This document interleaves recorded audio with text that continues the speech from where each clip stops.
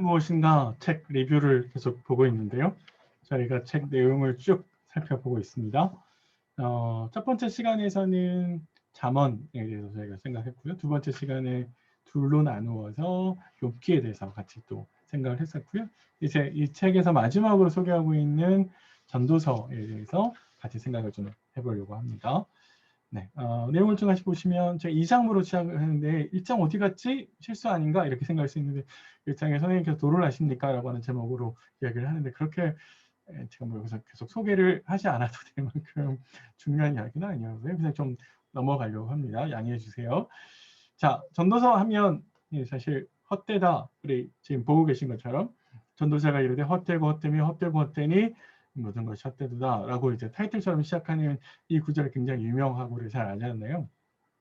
이게 히브리어로 헤벨이라고 하는 단어인데 사실 전도서를 이해할 때 이 헤벨이라고 하는 단어가 어떻게 이해해야 되는 거냐라고 하는 것이 굉장히 중요하다라고 이제 처음에 제안을 하시고 그런 것에 대해서 우리 송민호 교수님은 여러 가지 이야기를 하시는데 선생님의 생각을 딱 한마디로 정리를 하면 가치 판단을 배제하고 헤벨이라고 하는 단어는 어떤 일어나는 현상에 대해서 묘사하는 말이라는 거예요.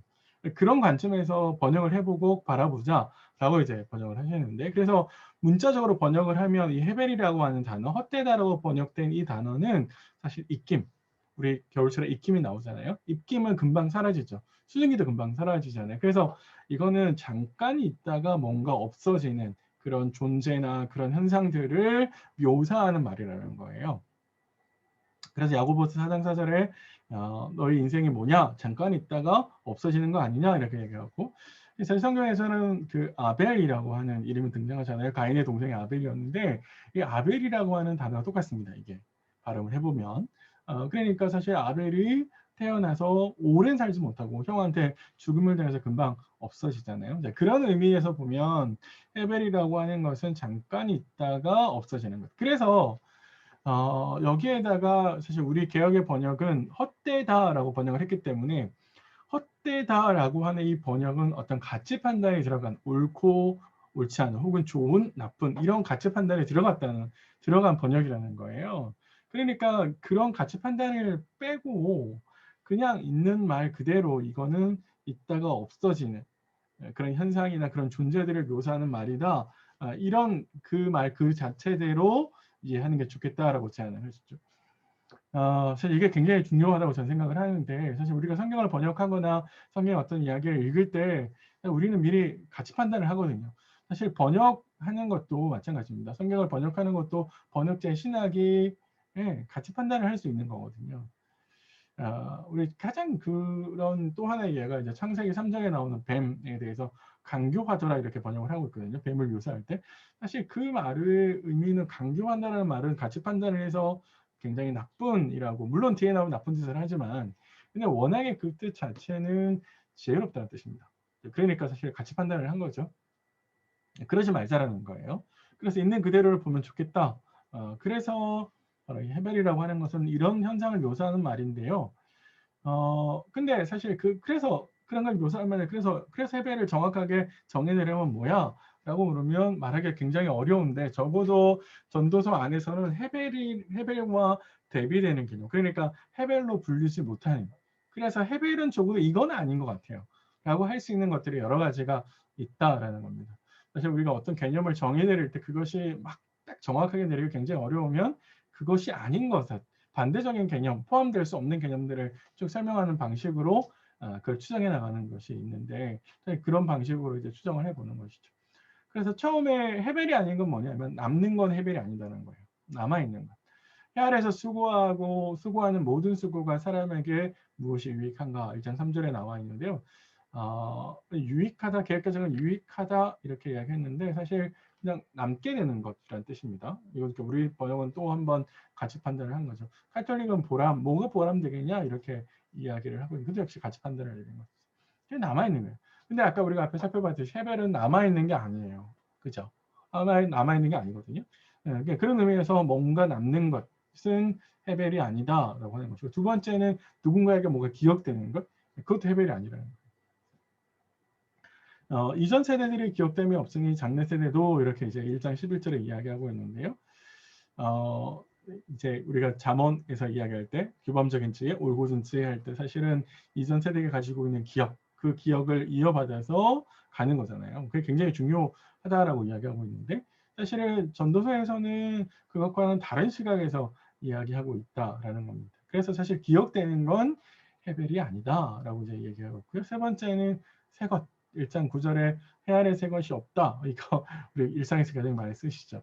해 아래 새 것이 없다라고 했는데 사실 이제 새 것이 없으니까 다 허무한 거 아닌가? 그러니까 이런 허무주의를 이야기하려는 건 아니고요. 사실 이것은 하나님이 창조하신 패턴, 그 패턴은 절대적으로 불변하다라고 하는 것을 이야기하는 말입니다. 근데 이제 헤벨이라고 하는 것은 새 것이라고 하는 의미는 아니라는 거예요. 그래서 뭔가 새 것이 나올 때 그건 헤벨이 아니다라고 이야기하는 것이고요. 네 번째는 하나님의 창조 세계와 그 법칙. 올람과 헤벨, 올람은 영원한 것이고 헤벨은 잠깐 있다 사라지는 거예요. 영원한 것은 아니라는 거예요. 헤벨은 하나님께서 만드신 창조 세계는 영원하죠. 이건 이제 다음 강의를 한번 들어보시면 이제 나옵니다. 제가 제 설명을 좀 드리도록 하겠습니다. 창조 세계가 영원한 거거든요. 그래서 이 땅 가운데 이제 새 하늘과 새 땅이 이제 내려온다라고 이제 계시로 이야기하고 있는데, 근데 사실 인간은 그 창조 세계 안에 살아가는 인간은 상대적으로 보면 굉장한 헤벨 같은 존재라는 거예요. 그래서 잠깐 있다가 사라지는, 그래서 창조 세계에 아무런 영향을 주지 못하고 잠시 왔다가 가는 그런 연약한 존재일 뿐이다. 인간의 가지고 있는 한계를 굉장히 강조하는 표현이라는 것이죠. 그러니까 하나님의 창조 세계, 영원히 존재하는 것은 헤벨이 아니다라고 이제 이야기를 하는 것이고요. 자, 그런 시각에서 보면 헤벨이라고 하는 것의 개념, 잠깐 있다가 없어지는 현상이나 존재에 대한 표현이고, 그러나 그 안에서는 영원히 존재하거나 새 것이거나 누구에 기억되거나 남아있게 되는 것, 그런 것들은 헤벨로 볼 수 없겠다라고 이제 이야기를 하는데, 그러면은 사실 전도서가 이야기하려는 것은 뭐냐? 전도서는 어떤 시각에서 이야기하고 있는 거냐라고 했을 때, 전도서가 가지고 있는 지혜는 반성적인 지혜인데, 이 반성적인 지혜, 전도서가 가지고 있는 반성적인 지혜의 결은 사실 앞서 우리가 본 욥기와는 또 다른 결을 이야기하고 있다라고 하는 것이죠. 그래서 전도서는 하나님의 절대 주권을 똑같이 욥기와 보여주고 있지만 약간 결이 다르다라고 하는 것을 지적을 하십니다. 전도서는 이제 왕이 하는 이야기처럼 이야기하죠.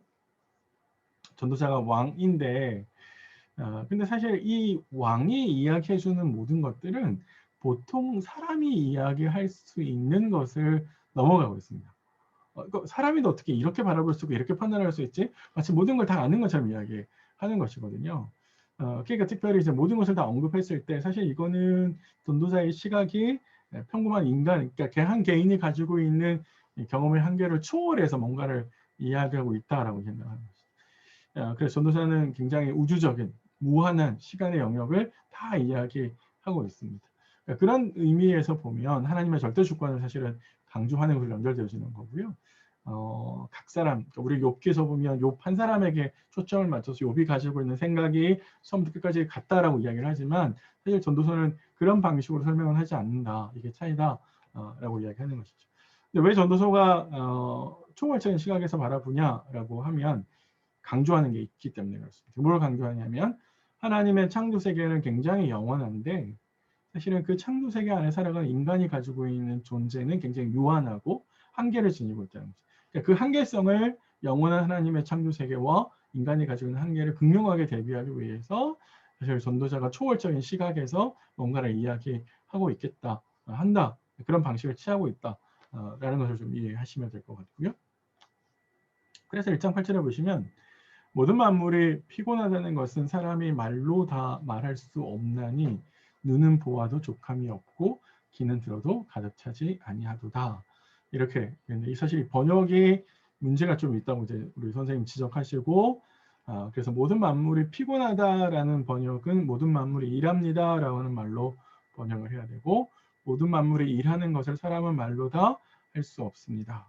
그러니까 만물은 늘 일하면서 영원히 이제 가는데 사실 인간은 그러지 못하는 거죠. 그러니까 아까 우리 앞에서 이야기했듯이 창조세계의 영원성과 인간의 한계를 이렇게 대비하는 방식으로 가고 있는 것이죠. 또 하나 이제 있는 게 3장 11절인데요. 이 번역도 조금 문제가 있다라고 이제 지적을 하시는데, 하나님의 모든 것을 지으시되 때를 따라 아름답게 하셨고 또 사람에게는 영혼을 사모하는 마음을 주셨습니다. 그러니까 사람에게 줬다는 거잖아요. 우리 번역은. 그러나 하나님이 하시는 일의 시종을 사람으로 측량할 수 없게 하셨습니다. 라고 했는데, 이거를 우리 선생님 어떻게 직역하시냐면, 그는 하나님이에요. 모든 것을 각각의 때에 아름답게 만드셨다. 게다가 그들의 중심에. 그러면 앞에서 모든 것을 만드셨고 그들의 중심이니까 그들은 모든 것이 되겠고, 그 모든 것은 뭐예요? 만물인 거죠. 창조 세계인 거죠. 그러니까 사실은 번역을 이렇게 해야 되는 건데, 우리 번역이 이런 신학적인 판단을 했을 때 사실 창조 세계들 이런 게 되나? 이렇게 하는 게 이제 사실 쉽지 않았을 거기 때문에, 그래서 아마 번역을 이렇게 한 것처럼 보입니다. 그래서 그들의 중심에 직역하면 심장이에요. 영원, 올랑. 우리 앞에서 했었죠. 영원히 가는 것. 창조세계가 그렇다고 그랬죠. 하나님의 만드신 것의 시작부터 끝까지를 사람이 알지 못하게 하기 위해. 그러니까 이건 뭐예요? 창조세계와 사람을 극명하게 다시 대비하는 것이다 라고 이제 볼 수 있는 것이죠. 그래서 이 번역의 이해의 핵심은 그들의 중심에서 그들이 누구냐라고 말씀했는데, 앞에서 말씀드린 것처럼 이거는 그들은 창조세계로 보는 것이 이런 번역을 보면 더 정확한 것이죠. 그래서 그들은 인간이 아니라 만물이다, 창조세계다라는 것이고, 하나님이 창조하신 패턴이 영원불멸하다. 그러나 상대적으로 인간은 한계를 가지고 있다. 이것을 극명하게 대비해 주는 것이죠. 이게 왜 하나님의 절대 주권하고 관련되나, 이렇게 생각하실 수 있을 것 같은데, 하나님의 절대 주권이 시간과 공간을 넘어가고 있는 거잖아요. 하나님이 만드신 창조세계잖아요. 그 창조세계가 영원하다? 그러면은 그 창조세계를 만드신 하나님은 당연히 영원한 거겠죠. 그렇죠? 그러니까 절대적으로, 시간적으로, 공간적으로 보면 하나님께서 갖고 계시는 절대 주권이 이런 방식으로 강조되어질 수 있을 것처럼 보입니다. 자, 이렇게 이야기하고 있는 전도서를 잠깐 잠시 좀 정리를 해보면, 전도서는 하나님께서 만드신 창조세계는 영원하고 반면에 그 안에서 살고 있는 인간은 유한하다. 앞에서 계속 이야기했습니다. 그래서 하나님 앞에서 인간은 한낮 해벨 있다가 사라지는, 잠깐 있다가 사라지는 그런 안개와 같은, 아침 이슬과 같은 존재에 불과하다라고 이야기하는 것이고요. 그거 강조되면 당연히 절대자와 인간 사이의 차이가 강조가 되겠죠. 절대자는 영원하잖아요.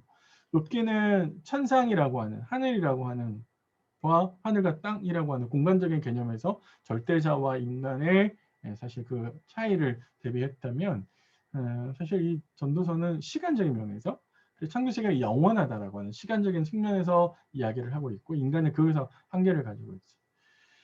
그래서 사실은 영원한 시간에서 한 인간이 존재하는 시간은 찰나에 불과하다라고 이야기합니다. 근데 절대자는 영원하시죠. 그러니까 그런 측면에서 보면 굉장한 한계가 있겠다라는 생각을 하는 것이고요. 그렇게 가다 보면 결국에 하나님께서 절대 주권을 갖고 계신 분이다라고 하는 것을 강조할 수 있게 되는 것이죠. 우리 앞에서 살펴본 욥기도 굉장히 하나님의 절대 주권을 강조하잖아요. 하나님의 패턴에 갇히지 않으신 분이다. 그러니까 하나님은 때로는 선한 일을 행한 사람에게 좋은 것을 줄 수도 있지만, 때로는 하나님께서 심판을 허락할 수도 있고 때로는 벌을 낼 수도 있다라고 하는 게 이제 욥기에서 이야기한 거잖아요. 그래서 하나님의 절대 주권을 이야기했었는데, 사실은 그 공간과 어떤 일상에 일어나는 일들에 대해서 뿐만 아니라 그걸 시간적으로 확 늘려서 지금 전도서는 그 모든 시간들 속에서조차도 하나님께서 그걸 다 하고 계시다고 이야기를 하는 거니까, 사실 욥기보다도 훨씬 더 하나님의 절대 주권을 강조하는 것이다 라고 볼 수 있는 것이죠. 공간뿐만 아니라 시간적인 측면에서도 모두 다 그렇게 전도서는 하나님의 절대 주권을 강조하고 있다라고 하는 것이고요. 자, 그게 이제 하나님, 욥기가 말하는 반성적인 지혜 첫 번째가, 그래서 하나님의 절대 주권을 강조합니다 라고 이제 이야기를 했는데, 전도서의 두 번째 반성적 지혜 두 번째 면은 뭐냐면 하나님의 절대선이라는 거예요. 우리가 잠언을 할 때 그 절대선이라고 하는 걸 생각했었죠. 그러니까 인과응보잖아요. 하나님께서 선을 행한 사람들에게 복을 내리시고 악을 행한 사람들에게 벌을 내리신다라는 거잖아요. 근데 사실은 이거를 전도서의 입장에서 전도서를 해체시킨다라고 우리 선생님 이야기를 하시는데, 사실 그거를 선악의 이분법, 그러니까 우리가 전통적으로 생각하는 그 선악이라고 하는 개념 자체가 사실 전도서는 그런 방식으로 선악을 정하지 않는다라고 이야기를 하고 있는데요. 그걸 어디서 설명하냐면 3장 1절부터 8절을 보면서 설명을 하고 있습니다. 3장 1절부터 8절을 쭉 읽어보시면 뭐뭐 때도 있고 뭐뭐 때 있고 뭐 때 이렇게 계속 이야기를 하는 거잖아요. 그래서 근데 이 선생님 제안하시는 건 뭐냐면 이게 규범적인 지혜를 말하는 게 아니다라는 것 첫 번째 중요하고, 두 번째는 때, 자꾸 때를 이야기하니까 자꾸 그 때에만 초점을 맞추어서 읽으면 안 된다라고 이제 이야기를 하시는데, 3장 1절부터 8절은 전도서가 가지고 있는 독특한 관점을 보여주는 것인데, 특별히 하나님이 정하신 때에 따라서 모든 것이 움직인다는 거예요. 그러니까 뭐가 선한 것이냐라고 이야기를 했을 때 하나님께 정하신 룰, 때에 따라서 움직이는 것, 그것이 바로 아름다운 것이고 그것이 바로 선이다. 이런 관점에서 선을 이야기하고 있다라는 것이죠. 그러면은 나쁜 건 뭐냐라고 했을 때 죽는 거라는 겁니다. 전도서에서 사실 심판은 뭔가 벌을 받아서 악한 일을 해서 벌을 받는 거, 그게 절대선이 가지고 있는 개념, 그러니까 우리 잠언에서 본 절대선의 개념이었잖아요. 근데 전도서에서는 심판을 단순히 죽는 것이라고 설명을 한다라는 거예요. 그래서 이런 방식으로 규범적 지혜가 가지고 있는 선악의 개념을 파헤쳐서 여기 안에서는 생명은 선하고 죽음은 악한 것, 이렇게 전도서는 이야기하지만, 저는 이런 그러니까 잠언은 그렇게 이야기하지만 전도서는 이러한 시각을 넘어서고 있다라고 하는 것이고, 이제 사실 전도서는 우리가 일상에 살아가는 동안에 사실 그거 누가 죽고 난 다음에 누가 사실 영원히 갈지는 모른다는 거예요. 그래서 전도서는 기본적으로 하나님의 판단은 알 수 없다라고 하는 것. 근데 이 세상 안에서 일어나는 일을 알 수 없는데 죽음 이후의 일은 어떻게 알 수 있겠냐? 그건 우리가 알 수 있는 일이 아니다.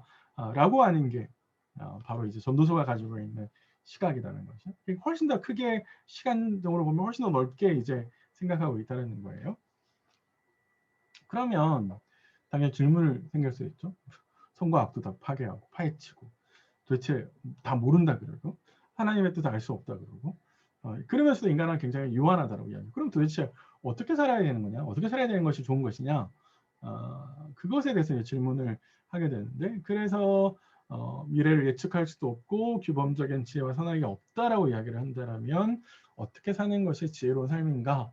그것에 대해서 전도자는 몇 가지 답을 하고 있다라는 거예요. 근데 그런데 사실 송민환 교수님이 이걸 정리를 했다는 거죠. 소개하면 첫 번째는 미래를 예측하는 것은 굉장히 어리석은 것. 미래를 예측하는 거. 왜 그렇습니까? 인간은 굉장히 유한적인 존재입니다. 영혼에 비하면 인간은 유한적인 존재잖아요. 하나님의 패턴이라고 하는 것이 규범적인 패턴뿐만 아니라 그 패턴을 뛰어넘는 또 다른 패턴이 있을 수 있거든요. 그렇죠? 예, 또 다른 패턴이 있을 수 있는데 사실 인간은 그걸 예측할 수 없죠. 그러니까 미래는 알 수 없어요. 그러니까 사실 알 수 없기 때문에 어디에 집중하라라고 하냐면 지금 오늘 여기 내가 살아가는 오늘 여기에 내게 주어진 일을 열심히 하는 것에 집중해야 된다는 거예요. 1년 뒤, 2년 뒤를 내다보면서 뭔가를 미리 준비하는 것 사실 전도서의 시각에서 보면 옳지 않겠다라고 하는 것이고, 두 번째는 패턴이 있다라고 하는 것은요. 규범적인 지혜 안에서 패턴은 예상 가능하죠. 무슨 일이 일어날지. 왜? 패턴이 있으니까. 그러잖아요. 그런데 이 패턴이 정해진 패턴 외에 또 다른 패턴이 있다. 우리가 알 수 없는, 하나님이 하시는 모든 일을 알 수 없다라고 이해를 하면 사실 우리에게 어떤 일이 일어날지 모르는 거죠. 이제 그런 관점에서 보면 사실 이 전도서는 우리에게 그래서 모든 가능성을 열어놓고 모든 가능성에 대해서 대비해야 된다. 그래서 내가 넘어질 수 있겠다는 거죠. 그 넘어질 수 있는 것에 대해서 대비하는 것이 옳겠다라고 제안을 하고, 세 번째는 규범적 지혜 안에서 늙음이라고 하는 것 자체는 지혜였잖아요. 왜냐하면 늙은 것은 늙었다라고 하는 것은 오랜 시간 세월을 보낸 거고, 오랜 시간의 세월은 경험이 많이 쌓았다는 것이고, 바로 그 경험 속에서 지혜를 얻는 거죠. 그러니까 그 늙음은 지혜다라고 하는 것이 이제 규범적인 지혜가 이야기하는 것인데, 사실 전도서는 그렇게 동일하게 이야기하지 않는다라는 거예요. 그래서 이러한 시각들을 파괴합니다. 4장 13절 같은 데 보면 이런 표현들이 등장해요. 가난하여도 지혜로운 젊은이. 젊은이는 지혜롭지 않죠. 이건 규범적인 틀 안에서 사실 없는 겁니다. 그리고 늙고 둔한 왕은 둔하지 않아요. 그러니까 사실 이것은 자본이 가지고 있는 가치관을 모두 전복하고 있는데 다른 시각에서 바라보다라는 것이죠. 그래서 그러면 어떻게 보는 거냐라고 했을 때 사실 지금 자신에게 주어진 것을 즐기라는 겁니다. 잠언은 지금 여기서 뭔가를 만족하며 살아가는 것을 굉장히 어리석은 일이라고 생각을 하지만 전도사는 미래를 알 수 없고 패턴이 벗어난 일들이 너무 많기 때문에 사실 미래를 예측할 수 없다는 거예요. 그러면 상대적으로 지금 여기 이 순간이 굉장히 중요한 의미를 가지게 되는 것이죠. 제가 이제 즐겨라고 이제 표현을 했으니까 이게 우리 요즘에 젊은 사람들이 뭐 하룻밤 뭐 불금 뭐 이렇게 이야기하듯이 놀고 먹고 마시고 이런 게 아닙니다. 사실 그런 개념이 아니라 내게 주어진 삶에 대해서 최선을 다해서 오늘 여기서 최선을 다해서 살아가는 삶의 모습을 이야기하는 것입니다. 그러니까 놀고 먹고 이런 게 아니라는 거예요. 네. 그 다음에는 죽음을 기억하라 라고 이제 이야기를 하고 있습니다. 뭐가 하나 빠진 것 같은데요. 양해해 주세요. 네. 죽음을 기억하라 이렇게 이야기하고 있는데 아까 말씀드렸듯이 죽음이라고 하는 것 자체가 하나님의 심판이라고 이야기하는 것이죠. 그래서 전도서 12장에 청년의 때에 창조주를 기억하라 라고 이야기하는 것은 창조주, 곧 생명을 거두어 가시는, 그래서 창조주를 기억하라 라고 하는 이 말은 곧 우리 송민은 교수님은 죽음을 기억하십시오, 죽음이 온다라고 하는 것을 기억하십시오 라고 하는 의미로 읽을 수 있다라고 제안하시죠. 네, 그런 시각에서 보면 순간을 살아가는 것, 아까 제가 말씀드렸죠. 영원한 창조 세계 안에서 인간이 살아가는 시간은 찰나와 같은 순간을 살아가고 있는 것이죠. 그러니까 어떻게 살아야 되냐면 치열하게 지금 내게 주어진 시간을 치열하게 최선을 다해서 살아가야 된다. 그게 바로 전도서가 가지고 있는 이게 막 허무주의나 이런 게 아니라 굉장히 현실에서 열심히 살아야 된다라고 하는 긍정적인 신학을 우리에게 이야기해 주고 있습니다. 전도서를 이렇게 이제 소개하시는 마치는데 제가 좀 아쉬운 게 이 책에서 제일 아쉬운 점이 전도서에 대한 설명이에요. 욥기에 대한 설명은 우리 선생님께서 굉장히 잘 해주셨는데 상대적으로 전도서는 물론 욥기는 양이 많지만 상대적으로 전도서는 설명이 좀 짧고요. 명확하게 느낌이 약간 없어요.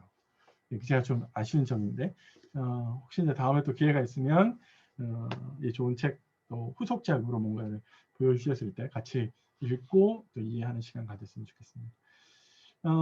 이제 선생님 마지막에 지혜란 무엇인가라는 이 책에서 나가는 말 해가지고 몇 가지 이제 정리를 해주시거든요. 그거 같이 좀 보시죠.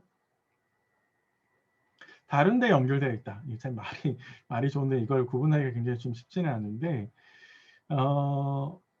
제가 처음에 우리 이 강의를 시작했을 때 제가 이 책을 읽으면서 처음에 가져야 될 전제가 있다고 말씀드렸고 그 전제에선 성경에서는 다양한 신학들이 존재한다라고 말씀을 드렸죠. 다양한 시각, 어떤 사건을 보면서 다양한 시각이 존재하듯이 성경에서 말하는 지혜라고 하는 것도 하나의 성경에서만 지혜를 이야기하는 것이 아니라 여러 성경들의 지혜를 이야기하고 각자 자신이 가지고 있는 독특한 관점에서 지혜를 이야기한다는 거예요. 잠언과 욥기 전도서는 공통적으로 함께 공통분모가 있는 지혜이지만 때로는 독특한 그들만의 영역이 있다는 거예요. 그러니까 잠언의 시각으로 욥기 시각을 비판해서는 안 되고 욥기 시각에서 잠언을 비판해서는 안 되고 전도서가 틀렸다고 말을 할 수 없다는 거예요. 그러니까 그런 점에서 분리해서 읽어야 될 필요가 있겠다. 그러면서도 우리는 어떻게 읽어야 되냐면 이 모든 것을 통으로 읽을 수 있는, 그래서 보다 큰 시각에서 이 세 권의 지혜서를 아우를 수 있는 지혜가 우리에게 필요하다라고 이야기하는 것이죠. 그거 어떻게 이해해야 돼요? 라고 질문하시겠네요. 다음에 기회가 닿을 때 제가 더 열심히 준비를 해서 그 뛰어넘는 그 큰 시각을 가지는 어떤 의미냐라고 하는 것에 대해서 함께 또 공부해 볼 수 있는 기회가 올 것 같습니다. 하나님의 절대 주권과 절대선 그리고 악의 문제가 있는데 세 권 모두 다 하나님의 절대 주권을 강조하죠. 그건 틀리지 않습니다. 그러나 절대 주권을 강조하는 방식이 틀리죠. 패턴을 인정함으로써 혹은 패턴이 없으니까 알 수 없으니까, 알 수 있으니까 알 수 없으니까 이런 방식으로 다른 입장에 있습니다. 인간보에 대해서도요. 잠언과 욥기가 달랐죠. 인간보, 잠언은 명확하게 이게 법칙 안에서 일어난다라고 이야기하고 있고 욥기는 그 인간보가 우리가 알고 있는 인간보의 방식대로 일어나지 않을 수도 있다라고 라고 이야기하시고, 또 선과 악을 구분할 때도 욥기와 잠언과 욥기는 같은 결이지만 전도서는 다른 입장에 있습니다. 그러면서도 모두 다 하나님의 절대 주권을 강조하고 있다. 그러나 차이가 있다라고 하는 것이고, 세 번째는 그러면서도 지혜가 무엇인가 라고 했을 때 사실 그 지혜를 이야기하는 틀이나 방식이 약간 틀렸죠. 맨 처음에 이야기할 때 규범적인 지혜가 있고 반성적인 지혜가 있죠. 그런 규범적인 지혜 안에서 겸손이라고 하는 것은 규범을 알고 그 규범을 따라가는 것이고, 모르고 행하지 않는 건 악인데, 반성적인 지혜에서는 내가 뭔가 안다라고 이야기하는 것은 뭐예요? 교만이라는 거예요. 하나님은 다 알 수 없다라고 이야기를 했고, 그럴 때는 모르는 것이 겸손이다. 그러면은 우리의 규범과 현실이 충돌할 때 어떻게 되는 거냐? 라고 했을 때 규범적인 지혜를 가지고 있는 입장에서 이거는 그래, 현실은 당장은 안 맞는 것처럼 보이지만 하나님의 큰 틀 안에서는 이 규범이 결국에는 이루어질 거야. 이게 사실 틀리지 않습니다. 이렇게 생각을 하는 것이죠. 그러나 반성적 지혜라고 하는 것은 하나님의 규범은 인간의 이해를 뛰어넘는다라고 하는 거죠. 그러니까 우리는 어떤 입장에 있어야 되냐면 이 두 가지를 다 가지고 있어야 되는 겁니다. 반성적 지혜가 굉장히 매력적으로 느껴지시죠? 그래서 규범적 지혜가 필요 없어라고 하고 싶은 마음이 드시죠? 그러면 안 된다는 거예요. 우리에게는 규범적인 지혜도 있어야 되는 것이고, 그러나 그 규범의 큰 틀 안에서 일상을 살아가는 많은 틀 속에서 우리는 반성적인 지혜도 필요합니다. 그래서 이 두 가지가 공유해야 되고 우리 안에서 공존할 필요가 있습니다. 마이너즈막으로요. 자, 이거보다 하면 헷갈릴 수도 있죠. 어떻게 하는 거야? 사실 그래서 우리에게 더 큰 생각이 필요한데, 우리가 지금 일단 이해하셔야 되는 생각 중에 하나는 획일적이지 않아야 된다는 겁니다. 성경의 목소리는 획일적이지 않습니다. 그래서 제가 처음에 말씀드렸듯이 다양한 목소리가 있고 다양한 신학이 있고 다양한 시각이 있으신 거죠. 그건 왜냐하면 하나님께서 단순하지 않으시기 때문에 그렇습니다. 하나님께서 만드신 창조 세계가 단순하지 않고 하나님의 지혜가 짧지 않기 때문에 이런 모습들이 일어나는 것입니다. 네, 여기까지 좀 같이 살폈는데요. 책을 리뷰했습니다. 지혜란 무엇인가 라고 하는 이 책을 잘 살폈는데요. 참 좋은 책입니다. 그래서 꼭 읽어보시라고 권해드리고 싶고요. 그리고 이 책을 통해서 우리가 지혜서를 어떻게 읽어야 되는지 시각을 얻을 수 있습니다. 좋은 책이니까요. 꼭 한번 읽어보셨으면 좋겠습니다. 강의 들으신다고 고생 많으셨습니다.